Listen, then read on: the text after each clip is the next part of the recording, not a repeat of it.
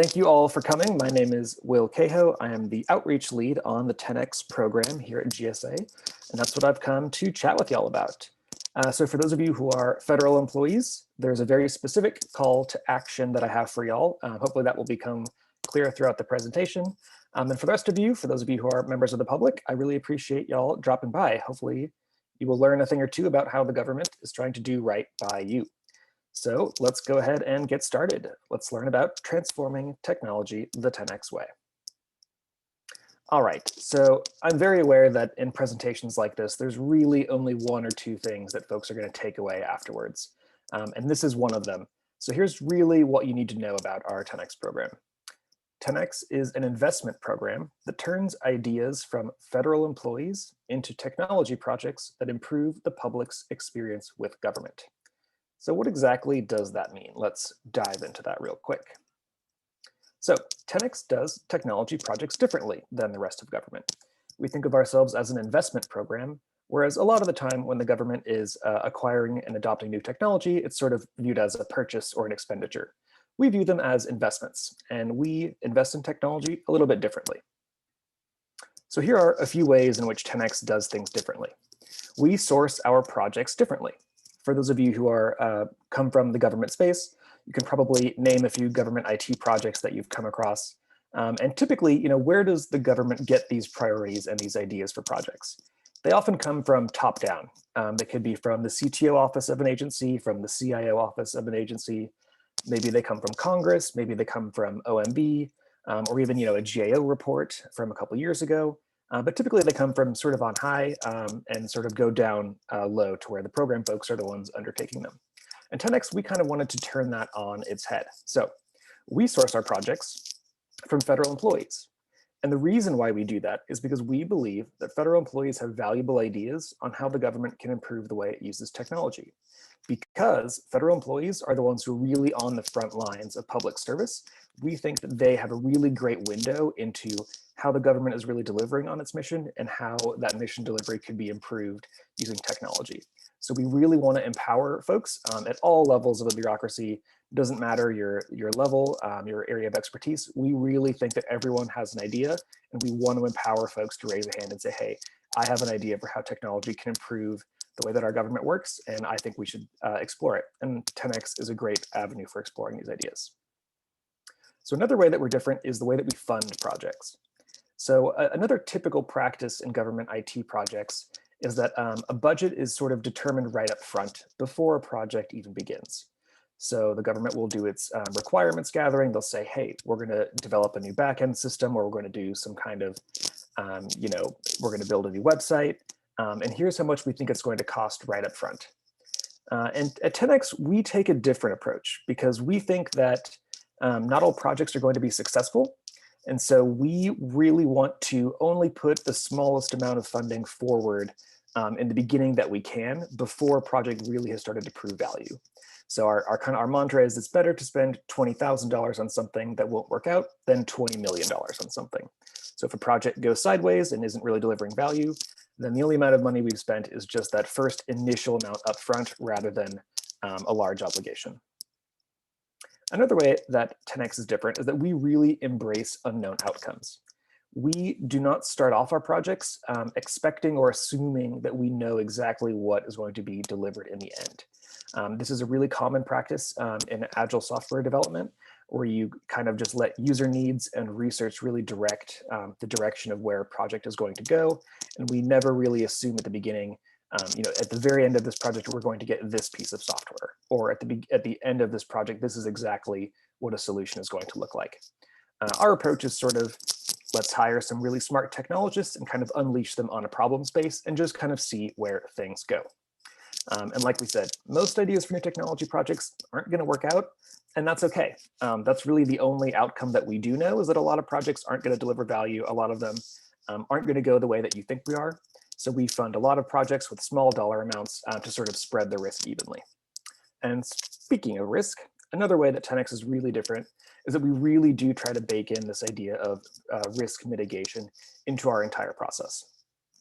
And let's take a look at what that process looks like. And here's kind of how we look at risk mitigation. So we crowdsource our ideas from federal employees, and then we turn them into these projects, right? And at the beginning of a project, the only amount of funding that's unlocked is this phase one that you see in the lower left. And all phase one is a 2-week quick investigation sprint into an idea. And all we're really looking at is to see, hey, is this even a bad idea? You know, maybe an idea is illegal, right? So maybe something that someone thought would be a great new project. It's like, well, actually, you know, due to a funding authority or a congressional mandate, we really can't do that. And so that would be a major red flag. Maybe an idea is being undertaken by a bunch of other agencies at the exact same time, in which case 10x investing in it would be duplicative, and we don't want to do that. So really, just in this beginning of phase one, we're just kind of doing a very light touch, quick investigation. And at the end of phase one, our project teams make a recommendation to us about whether or not they think the idea should continue. And they can recommend no. They can say, you know what, this idea, it's actually not a great idea. This idea isn't going to be successful for the following reasons, and we shouldn't move it forward. And 10x is very willing to say, all right, great. We gave it our best shot. We took this idea. We looked at it for 2 weeks, and we think that this probably isn't going to deliver what we hoped that it could. And we are perfectly comfortable closing down a project just after phase one. And this is another way that we mitigate risk, is by saying only the most promising projects should really move forward. So here we are back at the end of phase one, and the project team can also recommend to us that yes, this isn't a bad idea. At least it's worth putting a little more energy behind to see where this idea will go. And then we can move an idea into phase two. In phase two, the dollar amount is a little bit higher, and that pays for about 6 to 8 weeks of work. And the purpose of phase two is to get into sort of the solution space. So in phase one, we say, yeah, this is a problem. And in phase two, it's like, all right, well, it's a problem. What does the solution look like? Is there really an appetite for change? Are there stakeholders we've interviewed who are really excited about this? Can we map to a solution that we think can really deliver value in the end? And throughout phase two, that's kind of the question is, is this really a good idea? Is this a solvable problem and one that would be really impactful if we were to solve it? And so at the end of the 6 to 8 week phase two, our project teams come back to us and they make another recommendation. They can say, you know what, it's a good idea, but maybe the time isn't right now. Or, you know what, it's a good idea, but the federal marketplace isn't quite ready to adopt this. Or they can say, you know what, it's an interesting problem. There's no major red flags, but for any number of reasons, we don't think this is a project that should be taken forward. And yet again, 10x is very comfortable ending a project just after the end of phase two. So at that point, if a project ends, it's really only been 10 weeks of work rather than maybe a $5 million contract that was supposed to happen over the course of a couple of years. However, if our teams say that this is a good idea and they recommend we move forward, then 10x has the opportunity to move a project into phase three. Phase three is where really sort of we bring on our engineers, and it's where we start actually building software. The goal of phase three is to get one customer who's willing to work with us. And at the end of phase three, we really hope that something that we've built will be solving a problem for one person. So is there an active customer? Is there a roadmap? Is there a business plan? Are there folks who are excited about this? And at the end of phase three, if a piece of software that we built, if a tool that we're developing appears to be solving at least one problem for one agency, then the question to ask is, could everyone use this? Is this something that could be a solution not just for one person or one agency, but could we scale this widely across the government? And at the end of phase three, our teams come back and they make that recommendation to us. They say, you know what, this has a lot of promise. This is just the beginning. We can scale this, we can make it bigger, and we can multiply the impact. And if we want to take up that idea, we move it into phase four, which is the final phase of the 10x process, where we're asking the question, will everyone use this? How far can we take this idea and scale it? And at the end of phase four, that's kind of the end of where the 10x involvement is. However, we understand that just sort of developing a great website or building a great tool and then kind of just putting it out on the internet and saying, work done, that's really not the best possible outcome for a project. So we do everything we can to make sure that the solutions that we develop continue to live and be developed and are maintained afterwards through a variety of means. We look for alternative funding sources. We look for empowered product owners. We do all kinds of things to track the progress of our projects after phase four to really try to make sure that they're continuing to deliver on the promise that we saw. And it's important to note that only about a third of projects move in between each phase. So if we accept 20 ideas for phase 1, that's probably only going to result in one project at the end of phase 4. And I just want to emphasize the reason we do this is because we really only want to invest in projects that we think could be really successful. And even projects that do have some promise, we are forced to say no to them because we can't fund all the ideas that we'd like. So this is sort of the rigorous process that we have in place where only increased funding is unlocked once an idea really feels like it's going to go somewhere. So some of y'all are probably asking, well, what kinds of projects? Like, this all sounds great and this is cool, but like, what are y'all actually building? And we'll get into that in just a minute. But the two sort of broad criteria for the types of work that we can undertake are projects designed to build reusable tools that multiple agencies can adopt. And this is a really important consideration because our funding authority mandates that the things that we build and invest in really do have to be broadly applicable across the government. So let me give you an example of a project that we cannot fund. So if an agency comes to us and they say, hey, we have this clunky server where a lot of our legacy apps are held, can you do a cloud migration for us?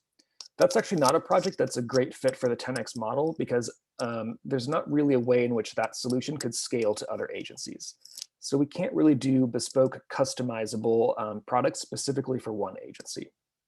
And the other criteria is a little more amorphous, but it's basically, could investing in this project really deliver impact for a large portion of the public? So let's look at a couple examples of projects that we have funded.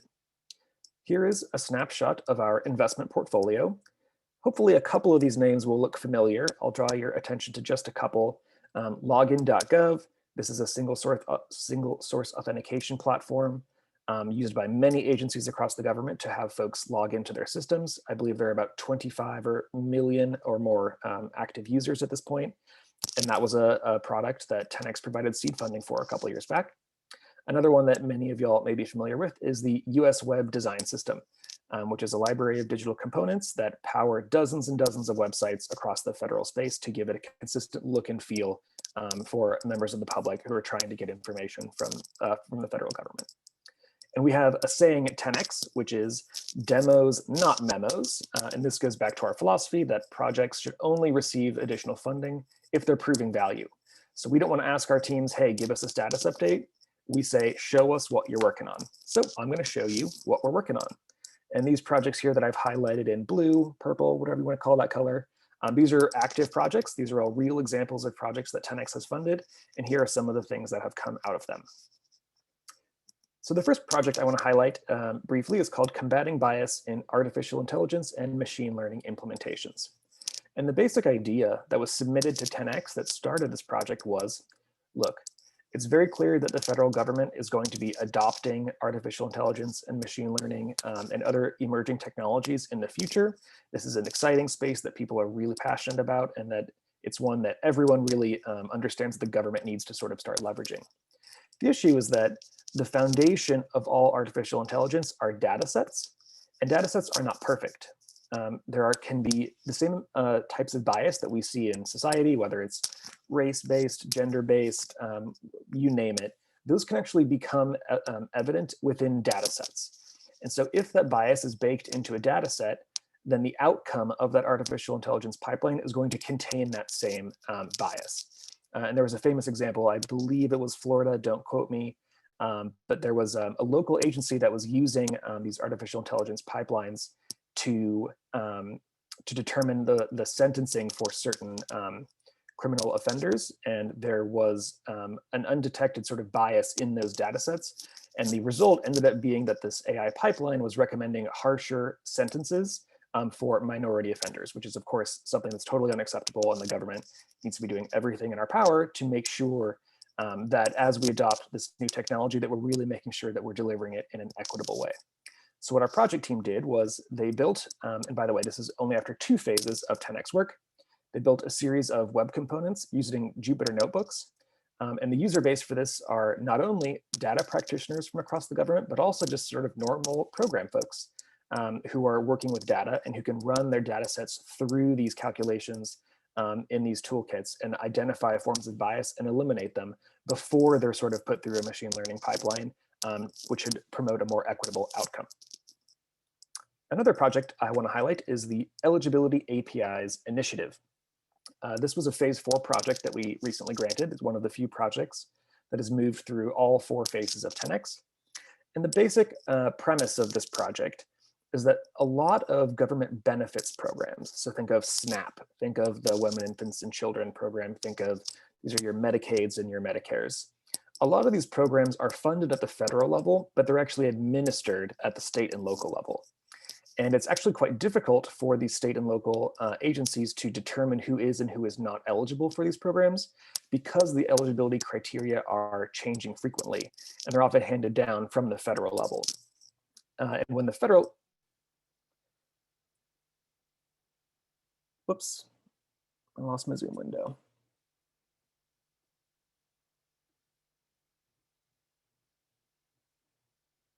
There we go. I think I'm back. Someone speak up and let me know if that happened, but I got a pause notification real quick. Okay, great. You're all set. Thanks, Will. Okay, perfect. So when the federal government is communicating eligibility criteria to the state and local governments, they're often put out in narrative form, right? So it could be just a PDF or it could be text. And it's up to the state and local agencies to ingest these new eligibility criteria into their systems, which is easier said than done. And the premise of the project is like, look, okay, hold on a second. What if the federal government was putting out these eligibility criteria in code rather than in narrative form? So these state and local agencies could just automatically ingest this data from an API, which would really increase the speed with which they can make these eligibility determinations. I know that was a lot, but let me sort of bring this back to this demo. And long story short, one of the really cool downstream apps that a federally hosted eligibility API can power is a benefits calculator. And basically what this tool that you're seeing does is it allows a member of the public to type in their financial, social information, and they'll get a return that says you may be eligible for this amount of benefit. And it can really help folks understand whether it'd be worth applying for these programs. And then one other cool thing about this project I want to highlight is this is a successful one, a project that has moved beyond phase 4, right? So phase 4, the idea is to scale. And we ended up working with a nonprofit organization in one state, and we have our calculator powered by an OpenSnap API listed on their website. And after phase 4, volunteers from various sort of like, coding organizations and nonprofits across the country took the open source code that we developed and scaled the solution across to, I believe, all 50 states. So this is a really great example of how a project that 10X invests in can really gain legs and traction, continue moving after it's left our pipeline. And this is the one I want to cover here. This is Spotlight. Spotlight is an on-demand analysis of any federal domain for free. And the idea of this project is that there are a lot of there's a lot of factors that go into how successful a government website is going to be in delivering value to the public. Is the website accessible to folks maybe with disabilities? Is it using is it using the US web design system? Does it have mandated data files on it? But there really was no easy way for government web managers to sort of get sort of a sense of the landscape within their own organizations about the performance of their websites. And so the question, yeah. I'm so sorry. I don't want to interrupt, but sure. I think the eligibility APIs initiative, the slide 15, it's like stuck on it for some reason. Well, that's not great. Is And it stuck there? yes, and there is some like, do you see? Let me stop sharing and try again. How about that? Okay, awesome. Sorry, y'all. Technical difficulties. Yeah, and it's a little bit grainy. It might be your headbutt, like your earphones. It almost sounds like you're typing, but I don't think you're typing. But I promise I'm not typing, yeah, y'all. I know you're not. Also, would it be helpful? Do you want me to just share for you? Try one more time, and I Okay, will just move past that demo. cool.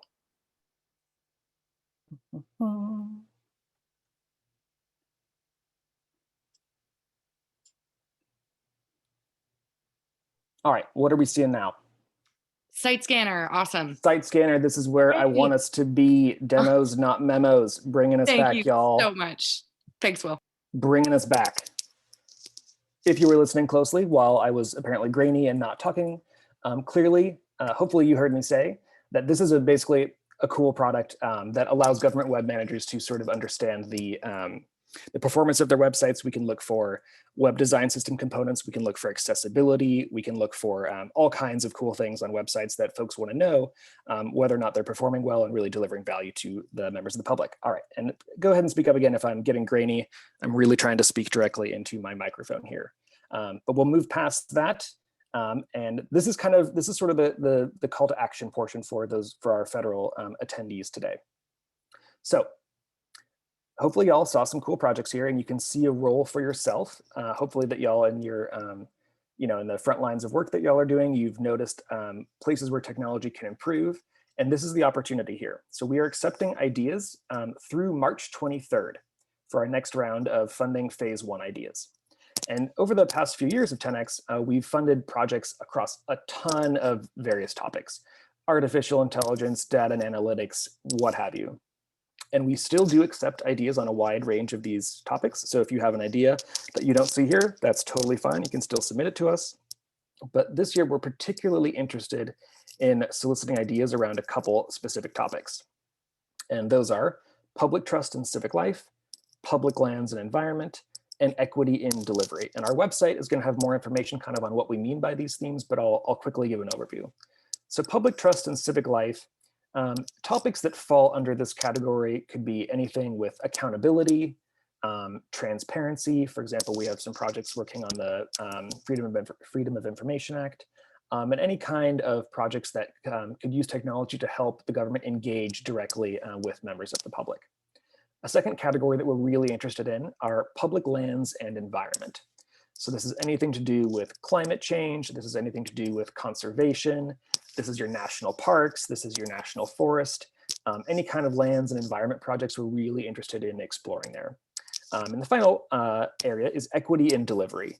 And these are projects that really want to address unequitable outcomes that the government has in some of our mission delivery. So again, these are things like the new administration's emphasis on racial equity. These are projects that deal with underserved communities. Many of you probably know that folks in rural areas of the country may not have access to the same digital services that those of us who live in cities do. And we are interested in using and funding projects that use technology to address some of these issues. So let's talk a little bit more about how to write a good submission. And we're going to do a little exercise. We're going to talk about, or I'm going to sort of outline what we look for in a submission, and then we're going to look at some submissions that were already funded to look at for some key elements there. So these are ideas that we are looking for. We are looking for ideas that affect many government agencies or a large portion of the public, as we mentioned, show potential for massive impact, improve how the government uses technology to serve the public, and of course, align with our 3 themes that I just outlined.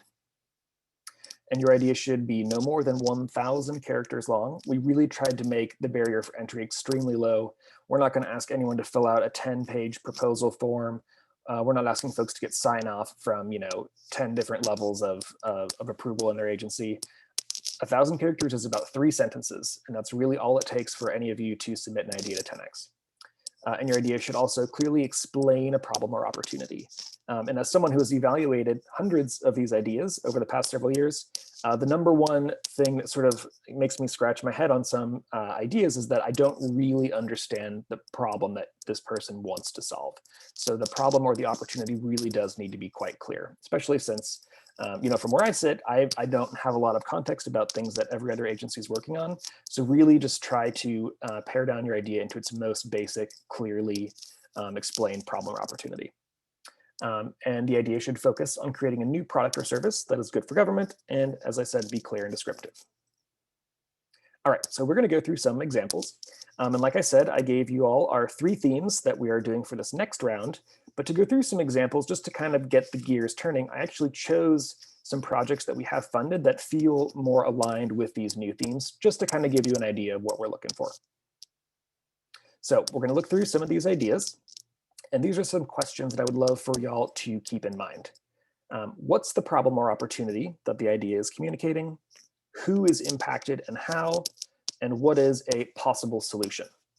So there's going to be hopefully not, yeah, it's just like a brief paragraph. I didn't want to throw a giant wall of text at y'all, but do me a favor. I'm going to give us 30 seconds, and I would love for our attendees to just kind of quickly give this a glance, and then we're going to go into a couple of the factors that I mentioned before.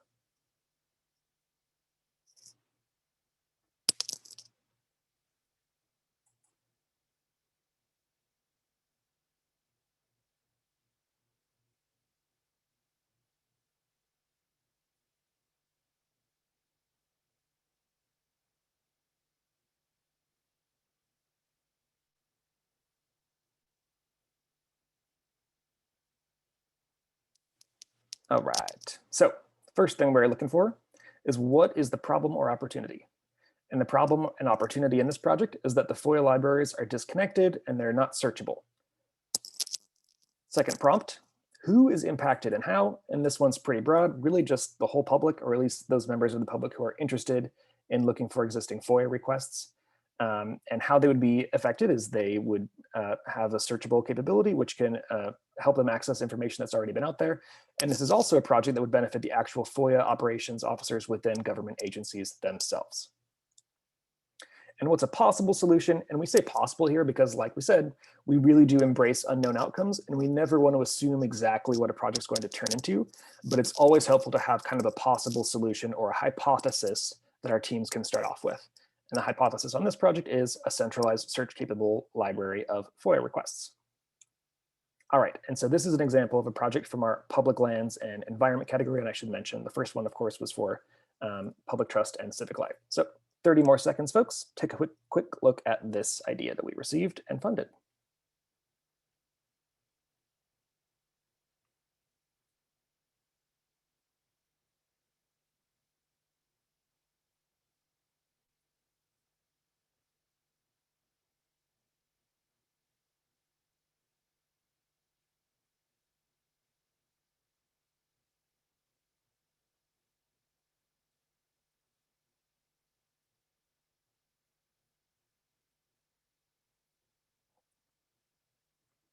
Alrighty, so problem or opportunity, community engagement is isolated and siloed, doesn't provide accurate information. Who is impacted? Anyone who has a history of interacting with public land. And how will they be impacted? Well, they will have opportunities to be better engaged and have better access to information to the public lands that they need. And a possible solution as well, what if we could integrate digital and in-person customer interface data from existing websites? Great, love it. Who knows if that's a real solution? Who knows if that's the best way of solving this? We don't know, but we're glad that there's at least a hypothesis and at least a starting point for our phase one teams to start with. And the last one, this is a really great project that's about to start up phase two. And this is one that's very well aligned with our equity in delivery area. And go ahead and give that a quick glance. And this is going to be our final example. And then I'll show you the secret recipe for making your own successful 10x ideas.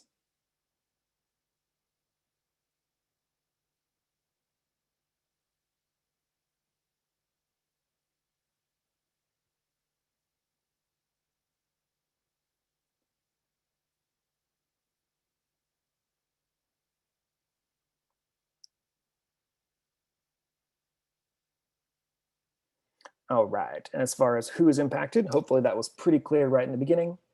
Excuse me, what's the problem or opportunity? Which is that the government is not doing user research with tribal communities. Who is impacted? Of course, the 1.9 million American Indians and Alaska Natives. And how are they going to be impacted? Well, potentially if we solve this problem, better services and better digital products for them. And a possible solution is, well, what if 10x could invest in some plain language guidance and other tools to create a more consistent and equitable engagement with American Indians and Alaska Natives? All right, I told you I was going to reveal the secret recipe, and this is it. When you go to our website to submit your idea, which I hope you will all do, when you're filling out the form, this sort of prompt will pop up, and it's just a really kind of easy exercise to formulate your idea. As much as we want to lower the barrier of entry by saying, you don't have to fill out a 10-page proposal, it can also be just as difficult to sort of condense your idea down into 3 sentences. And this model is supposed to help you do that. So all you got to do is say, we have observed, and then what's your problem, or what's the opportunity that you found? We believe that if we did this, and that's your hypothesis, that it will result in what kind of benefit for whom. And that's really all there is to it. So submit your ideas through 10x.gsa.gov, our website, before March 23rd. And just one final thing is please spread the word. For those of you who have federal colleagues or for those of you in federal agencies, tell them about 10x. Send them to our website. We got a lot more information. We can provide my email address after here, after this talk. I'm always happy to meet with folks and talk about our program, talk about how folks can get involved, talk about the current projects we have moving, and anything else. I'm very passionate about this program and I like a lot of the work that we do. And so stay engaged and keep tabs on us. Thank you all so much. Thank you, Will. We do have a few questions. So just trying to get from Sure. the beginning. Okay, so Fatima is asking, will the tool that is developed live live on GSA's website or the agency that proposed it? That is an excellent question. And so here's what you need to know about that. So everything we build is open source, first of all. So 10x and GSA, we are not territorial with the products that we build. We do not own them, and we are not going to sort of hold them closely in perpetuity. We are also not in the business of long-term software maintenance. So the goal of 10x is to take what we build and put it somewhere else. And we are going to advocate for a solution that we develop to live wherever it makes the most sense. So some of our projects do stay within GSA, others don't. Other projects we help land at other agencies, and that's especially true if a project is a very sort of subject specific area like the Freedom of Information Act, for example. So for those of you who are from other agencies outside of GSA, there's absolutely a real world where 10x works with you and we develop something that is going to be owned and maintained long-term by your agency. I do want to say that we can't do that by ourselves, right? So if you're an employee from, say, the Department of Education and you have a great idea, take it to 10x, we fund it, we run with it, and it really makes the most sense for that tool or whatever it is to live at the Department of Education. We're going to need your help to help create space and find champions within that agency so that we can really land it sustainably. I hope that answers that question. Awesome. Thanks, Will. Another question here. So does the submission have to come from the agency or can it come from an individual or individual employees within the agency? Individual employees within an agency. So so when we get an idea, it's not, this is the 10x idea from the Department of Agriculture. It's nope, this is the idea from so-and-so within the Department of Agriculture. Okay, awesome. Super helpful. Apologies, that is my dog's squeaky toy in the background. I apologize, everyone. I'm not sure what he's trying to ask with that. Yeah, Capone has questions. So Tim's asking, how many ideas do you typically receive in a submission, within a submission period? And have you considered using an idea management platform to help prioritize the best ideas and track outcomes? So that's a great question. We've been around for about 4 years. And I want to say last we checked, we've had a total of about 1,000 ideas. I think that's true. And we've usually been evaluating 200 to 300 each round, and we've typically had 2 rounds each year. However, that has involved bringing in ideas that were not selected from the prior round into the latest round. So every idea has had 2 chances to get selected. But we've had so many ideas that we're now it's sort of a one and done. Like if your idea is selected, great. If not, then it can be resubmitted later, but we're really only evaluating the ideas that we receive for one period. And we're expecting about 100 ideas for each round. As for the idea management platform, we've done a lot of work to try a couple things, right? We want to keep track of all of our ideas. We have our own kind of like back-end processes that are important for our program. We do have a public-facing Trello board. I can drop the link here, or we can we can send it out afterwards. That anyone can go access, and it shows you all the projects, the ideas that they're exploring, and what phase they're in. Awesome. Thanks, Will. Um, Mike asked how is 10x funded? 10x is funded through the Digital Services Fund, which is a portion of the Federal Citizen Services Fund.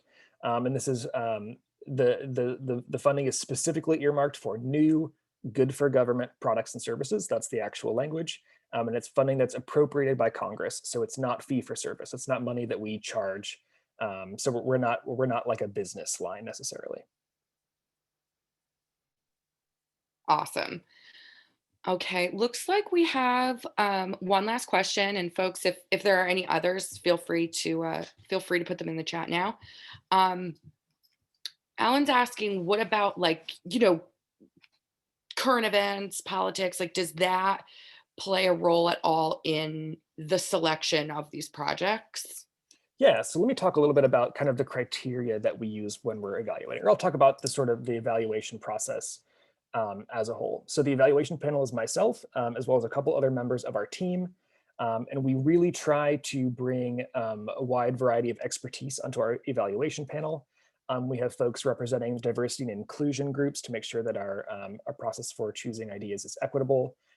We'll have subject matter experts in artificial intelligence review any ideas around artificial intelligence.